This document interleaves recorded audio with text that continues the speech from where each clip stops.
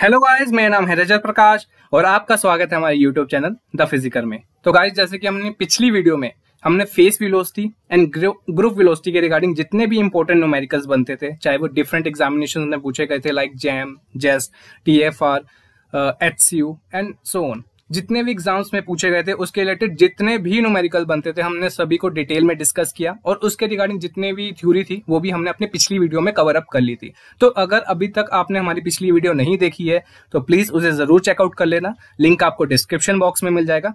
और उसी के साथ साथ मैं आपको बताना चाहता हूँ कि हमारा टेलीग्राम ग्रुप बना हुआ है जिसमें हम सारा material free of cost upload कर रहे हैं।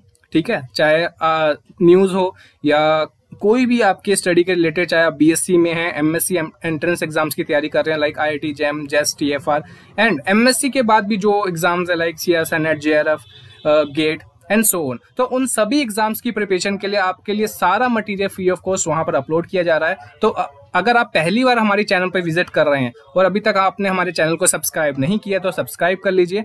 ठीक है, बेल आइकन की नोटिफिकेशन को जरूर प्रेस करिएगा ताकि आपको आगे आने वाली वीडियोस के बारे में नोटिफिकेशन मिलती रहे। ठीक है, और उसी के साथ साथ लिंक आपको इन सभी वीडियोस का लिंक और टेलीग्राम ग्रुप का लिंक आपको डिस्क्रिप्शन बॉक्स में मिल जाएगा। प्लीज वहां पर जाके आप ज्वाइन कर सकते हैं ताकि आप अपनी प्रिपरेशन को और भी सही तरीके से कर सकें। तो आज की इस वीडियो में हम ब्लैक बॉडी रेडिएशंस को देखेंगे, जो कि बहुत ही एक इम्पोर्टेंट टॉपिक है। इससे बहुत ही ज्यादा क्वेश्चंस पूछे जाते हैं स्पेशली आईआईटी, जैम, जेस्ट में, और तो बहुत ही इंपॉर्टेंट होने वाली है आज की वीडियो। तो शुरू से लेकर अंत तक देखिएगा, बिल्कुल स्किप मत करना, क्योंकि बिल्कुल बेसिक से हम चलेंगे और सभी एडवांस चीजों को हम कवर अप करते हुए आगे बढ़ेंगे ताकि आपके सारे कंसेप्ट क्लियर आउट हो जाएं और अगली वीडियो के लिए जो भी न्यूमेरिकल्स बनेंगे हम उसको इस चीज में यूज कर सकें। ठीक है, तो without wasting any more time let's start the video. तो जैसे कि आप देख सकते हैं गाइस, आज का हमारा जो वीडियो ब्लैक बॉडी रेडिएशंस में, तो इसका मतलब क्या है पहले उस चीज को समझ लेते हैं। ठीक है, तो सपोज करते हैं कि कोई भी हमारे पास एक बॉडी है। ठीक है, यहाँ पर मैंने एक स्क्वायर टाइप में एक बॉडी ले ली है। तो अगर कोई भी व्हाइट लाइट अगर उसकी उस बॉडी के ऊपर इंसिडेंट करेगी तो तीन चीजें हो सकती हैं। ठीक है, तीन चीजें हो सकती हैं। आइदर क्या हो सकता है, अब्सॉर्ब्ड हो सकती है वो लाइट, आइदर क्या हो सकता है, रिफ्लेक्ट हो सकता है, या आइदर वो ट्रांसमिट हो सकता है। तीन चीजें ही हो सकती हैं, इससे ज्यादा तो कुछ नहीं हो सकता। ठीक है, अ perfectly black body is one which can absorb all the radiation incident on it. ठीक है, मतलब क्या है, एक परफेक्टली ब्लैक बॉडी कौन सी होगी, जब उसके ऊपर कोई भी लाइट इंसिडेंट होगी तो उन सभी रेडिएशंस को अब्सॉर्ब कर लेगा। तो उस टाइप की बॉडी को हम क्या बोलते हैं दोस्तों, ब्लैक बॉडी बोलते हैं। ठीक है, तीन केसेस ही हो सकते थे, तो उस केस में जो बॉडी सभी लाइट्स को अब्सॉर्ब कर लेगी अगर उसके ऊपर इंसिडेंट होगा तो उस बॉडी को हम क्या बोलेंगे, black body. Is it clear to you? चलो आगे बढ़ते हैं। तो बेसिकली इस प्रैक्टिकल लाइफ में तो पॉसिबल नहीं है कि हम कोई एक ऐसी ब्लैक बॉडी को बना सकें कि वो सभी के सभी लाइट्स को अब्सॉर्ब कर सके, ये पॉसिबल नहीं है। ठीक है, 100% अब्सॉर्प्शन तो किसी केस में भी नहीं हो सकती। पर फेरी नाम के एक साइंटिस्ट ने एक ऐसी ब्लैक बॉडी को डिजाइन किया जो कि 97% की रेडिएशंस को अब्सॉर्ब कर सकता है। ठीक है, ये बहुत ही इंपॉर्टेंट था। तो आप देख सकते हैं इस टाइप का उन्होंने एक अपरेटस इजाद किया जो कि आप देख सकते हैं सेमी स्फेरिकल डोमेन टाइप का। ठीक है, इसमें आपके पास दो मेटेलिक स्फीयर्स हैं और उसमें एक स्मॉल ओपनिंग है और यहाँ पर एक कॉनिकल रिफ्लेक्टर है जिसके बेसिस पे वो सभी लाइट को इक्वली डिस्ट्रीब्यूटेड करेगा inside the this coated plate. ठीक है, इसके बारे में डिटेल में डिस्कस करते हैं। तो इस टाइप का ये अपरेटस बनाया जिसमें वो सभी लाइट को परफेक्टली अब्सॉर्ब कर सके, ज्यादा से ज्यादा अब्सॉर्प्शन हो सके, जिसके कारण हम ब्लैक बॉडी के फिनोमेना को देख सकें। ठीक है, चलिए आगे देखते हैं ताकि आपको डिटेल में इसके बारे में एक्सप्लेन कर सकें। तो जैसे कि आप देख सकते हैं गाइज, यहाँ पर एक डबल वॉल्ड होलो मेटेलिक स्फीयर है जिसमें एक फाइन ओपनिंग है ऑन द वन साइड। जैसे कि आप देख सकते हैं यहाँ पर एक ओपनिंग है, ओपनिंग बिल्कुल फाइन होनी चाहिए जस्ट बिकॉज आपको थोड़ा क्लियरली विजिबल हो सके ये चीज। डेट्स वाई यहाँ पर इसकी ओपनिंग थोड़ी सी बड़ी दिखा रखी है यहाँ पर मैंने, पर इसकी ओपनिंग बहुत ही छोटी होती है। एक इतनी फाइन ओपनिंग की बस एक सिंगल बीम ऑफ लाइट यहाँ पर एंटर हो सके। ठीक है, और आप देख सकते हैं कि ये डबल वॉल्ड है, यहाँ पर एक अंदर है एक बाहर है, डबल वॉल होलो मेटेलिक स्फीयर है जिसकी एक स्मॉल ओपनिंग है ऑन द वन साइड। ठीक है, inner wall is coated with lamp black. ठीक है, ये जो वॉल है ना जिसको मैंने रेड लाइन से शेड किया हुआ है, ये inner wall basically lamp black से कोटेड किया गया। लैम्प ब्लैक मतलब क्या हो गया, जब आपने देखा होगा केरोसिन की वो जो लालटेन होती थी तो उसके कारण, उसके धुएं के कारण जो कालक जम जाती थी, वो कालक इतनी ज्यादा एफिशिएंट है कि वो ज्यादा से ज्यादा ज्यादा से ज्यादा अब्जॉर्प्शन कर सकता है, वो परफेक्टली ब्लैक में काउंट होता है, तो उस ब्लैक को ही लैम्प ब्लैक कहा जाता है। ठीक है, तो उस कालक को ही inner part of hollow space में कोट किया गया ताकि ज्यादा से ज्यादा अब्जॉर्प्शन हो सके। ठीक है, दूसरा इस केस में क्या किया गया कि जो भी एयर बॉडी के इनसाइड थी उसको इवैक्यूएट किया गया, उसको बाहर निकाला गया ताकि रिफ्लेक्शंस के कारण जो हीट लॉस होगा उसको कम से कम खत्म किया जा सके।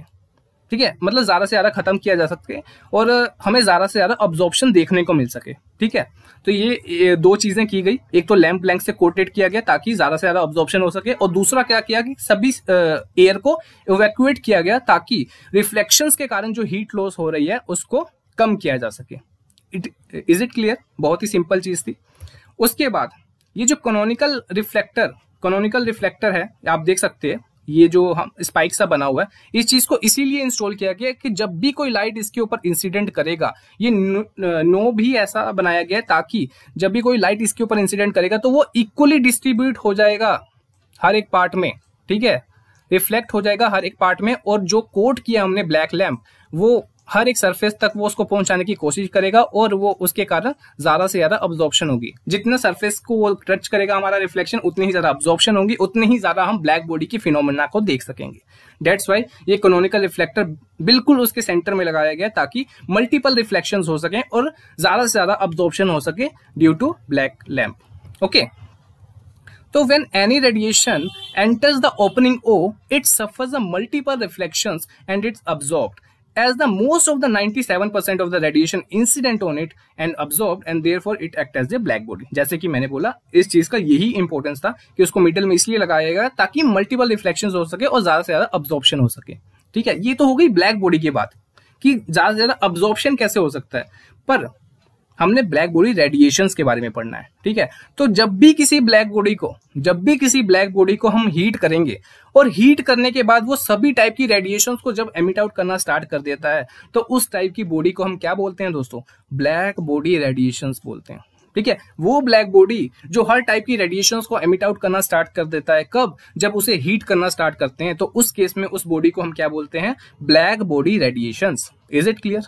तो ये आपकी पूरी डेफिनेशन क्लियर हो गई। ये सारा जो ऑपरेटर्स था इसीलिए से डिजाइन किया था ताकि हम देख सकें कि परफेक्टली ब्लैक बॉडी कैसे हम बना सकते हैं। ठीक है, और इसके फिनोमेना और उसके डेफिनेशन को भी हमने क्लियरली डिस्कस कर लिया।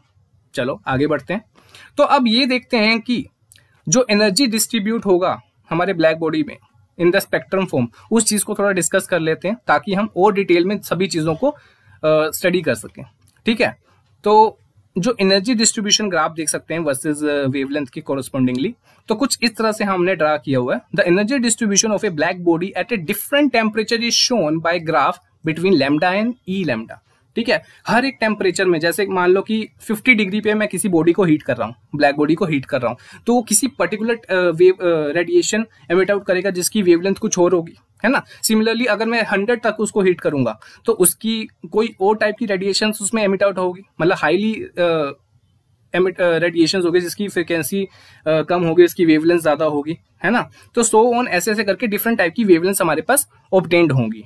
तो उसी का ही एनर्जी डिस्ट्रीब्यूशन ग्राफ यहाँ पर बनाया गया इन द स्पेक्ट्रम फॉर्म ताकि हम इन सभी वेवलेंथ्स को हम एनालाइज कर सकें और एनर्जी और वेवलेंथ के बीच में रिलेशन बिल्डअप कर सकें। ठीक है, तो जैसे कि आप देख सकते हैं गाइस कि हमारे पास डिफरेंट टाइप की वेवलेंथ रेंज है। ठीक है, 200 से लेकर 1200 के बीच में, जिसमें आप देख सकते हैं कि एट गिवन टेम्परेचर T1 में तो उसका कुछ इस तरह से एनर्जी डिस्ट्रीब्यूशन ग्राफ बनाया गया। ठीक है, T2 में कुछ इस तरह से एनर्जी डिस्ट्रीब्यूशन ग्राफ बना है उसका। ठीक है, ये एक्सपेरिमेंटली डिटरमाइंड है। ठीक है, इसमें कुछ वो नहीं है कि हमने खुद अपने तरफ से बनाया है, ये सभी एक्सपेरिमेंटली डिटरमाइंड है और ये सारी चीजों को कंपेयर करके ही फाइनली बताया गया कि किस तरह से ये चीजें वेरी करती हैं। ठीक है, so on T3, T4, T5 and T6 में आप डिफरेंट डिस्ट्रीब्यूशन कर्व ग्राफ देख सकते हैं with respect to E lambda and lambda. ठीक है, यहाँ पर आप देख सकते हैं कि यहाँ पर 400 से 650 के रेंज में विजिबल हमारे पास उसकी रेडिएशंस की रेंज होती है, जिसमें हम देख सकते हैं वेवग्योर, आपको पता है जो हमारे 7 रंग होते हैं basically, violet, indigo, blue, green, yellow, orange and red, इन सभी कलर्स को हम इन विजिबल रेंज के बीच में ही देख सकते हैं, है ना। बाकी जो रेडिएशंस है like UV rays and infrared rays, इसको हम नहीं देख सकते क्योंकि वो विजिबल रेंज में नहीं आती हैं गाइस, ठीक है। तो जैसे जैसे हम हीटअप करते हैं तो बहुत सारी रेडिएशंस एमिट आउट हो रही होती हैं, पर जिसकी वेवलेंथ ज्यादा होती है, जो हमारे विजुअल रेंज में आ रही होती है, खाली हम उन्हीं वेवलेंथ्स को ऑब्जॉर्व कर पाते हैं, उन्हीं को देख पाते हैं, बाकी चीजों को नहीं देख पाते हैं, ठीक है। तो ये डिफरेंट टाइप के डिस्ट्रीब्यूशन ग्राफ्स हैं। तो चलिए इस चीज को एनालाइज करते हैं कि इससे हमें पता क्या लगेगा। तो जैसे कि आप देख सकते हैं guys, there is a non uniform distribution of energy in the spectrum of black body at a given temperature, है ना। ऑब्वियस ही बात है, जैसे जैसे हम टेम्परेचर इंक्रीज कर रहे हैं तो एनर्जी डिस्ट्रीब्यूशन जो ग्राफ बन रहा है स्पेक्ट्रम की फॉर्म में, वो नॉन यूनिफॉर्म है, ठीक है। जैसे कि आप देख ही सकते हैं कि इसका देखो ना, एट टेम्परेचर T1 में इसका कुछ डिस्ट्रीब्यूशन ग्राफ है, ठीक है। अब T2 में देखोगे सेम तो नहीं है, उससे कुछ ज्यादा ही है ना, नॉन यूनिफॉर्म ही है ना। जैसे जैसे हम टेम्परेचर चेंज कर रहे हैं, energy distribution graph in the spectrum form वो हमारा चेंज हो रहा है at by increasing the temperature, ये तो सही हो रहा है ना। The amount of energy emitted per second increasing in temperature of black body radiation, तो जितना ज्यादा हम टेम्परेचर इंक्रीज कर रहे हैं ऑफ द ब्लैक बॉडी, उतनी अमाउंट ऑफ एनर्जी भी एमिट आउट हो रही है पर सेकंड, ये तो ऑब्वियस ही बात है ना। तो यही तो ब्लैक बॉडी का एक प्रॉपर्टी है कि जितनी ज्यादा अमाउंट ऑफ हीट हम प्रोवाइड करेंगे ब्लैक बॉडी को, उतनी ज्यादा अमाउंट ऑफ रेडिएशन वो एमिट आउट करेगा। तो ये बिल्कुल सही है। तो यहाँ पर एक चीज आप नोटिस करना ग्राफ को देखते हुए कि जैसे जैसे हम टेम्परेचर को इंक्रीज करते जा रहे हैं, ये लैम्डा बेसिकली क्या है, ये मैक्सिमम वेवलेंथ है उस कर्व का, ये जो कर्व का मैक्सिमम पॉइंट है, उस पॉइंट में सबसे ज्यादा वेवलेंथ उसकी शो हो रही है as respect to E lambda और लैम्डा, है ना। तो जैसे जैसे आप टेम्परेचर को इंक्रीज करते जाओगे तो ये आप देख सकते हो कि ये जो लैम्डा एम की जो वैल्यू है वो कम होती जा रही है ना। पहले आप देखो T1 पे ये वाले वैल्यू को देखो आप, इसके नीचे मैंने डॉटेड करके रखा है ब्लू लाइन से, ये नीचे है। फिर सिमिलरली ऊपर की तरफ जाओगे तो ये लैम्डा इसका पीछे की तरफ शिफ्ट हो गया, जैसे कि आप देख सकते हो, है ना। ये देखो इसके कंपैरेटिवली ये पीछे है।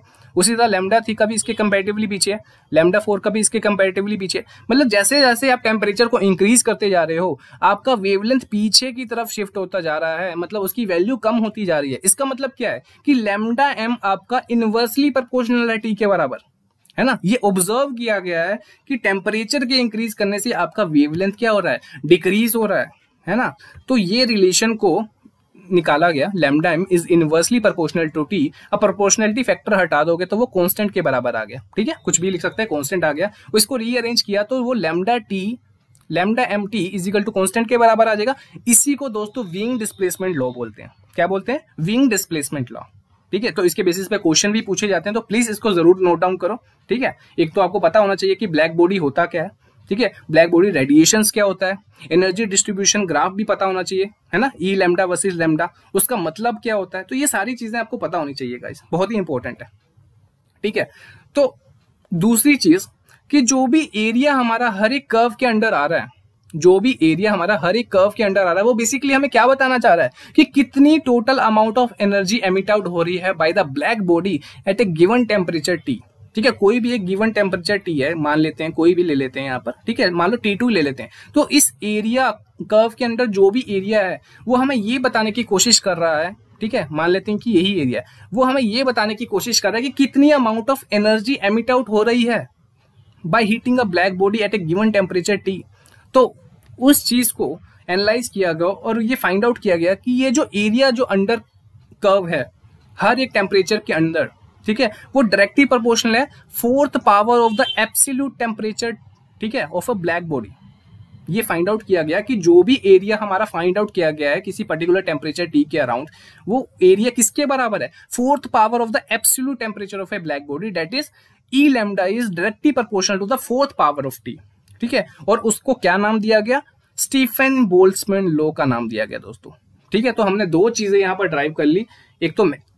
एक सबसे पहले हमने क्या देखा, विंग डिस्प्लेसमेंट लॉ, ठीक है, जिसमें हमने देखा कि हमारा टेम्परेचर के इंक्रीज करने से हमारा वेवलेंथ पीछे की तरफ शिफ्ट हो रहा है। इसमें हमने lambda M T is equal to constant के बराबर प्रूव कर दिया, जिसको हमने विंग डिस्प्लेसमेंट लॉ का नाम दिया। और दूसरे केस में हमने ये देखा कि जो एरिया हमारे कर्व के अंडर है at a particular temperature T, उसकी जो वैल्यू है वो 4th power of absolute temperature T के बराबर है of a given black body, ठीक है, जिसको हमने स्टीफन बोल्ट्जमैन लॉ का नाम दिया।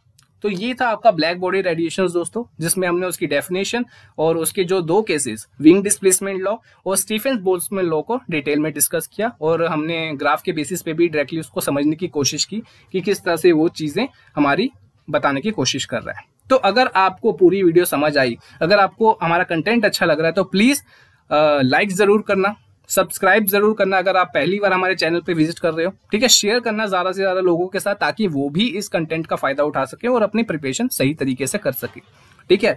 तो मिलते हैं आपको अगले लेक्चर में, जिसमें हम ब्लैक बॉडी रेडिएशंस के रिगार्डिंग जितने भी न्यूमेरिकल्स बनते हैं डिफरेंट एग्जाम्स में पूछे गए हैं, उन सभी को मैं डिटेल में डिस्कस करूंगा, ताकि आपके सारे कंसेप्ट्स क्लियर आउट हो जाएं, ठीक है।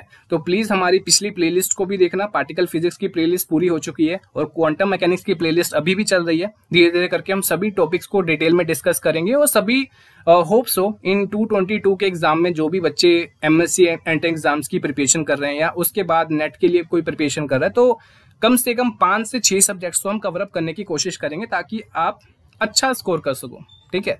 तो मिलते हैं आपको नेक्स्ट लेक्चर में। Till then, good bye.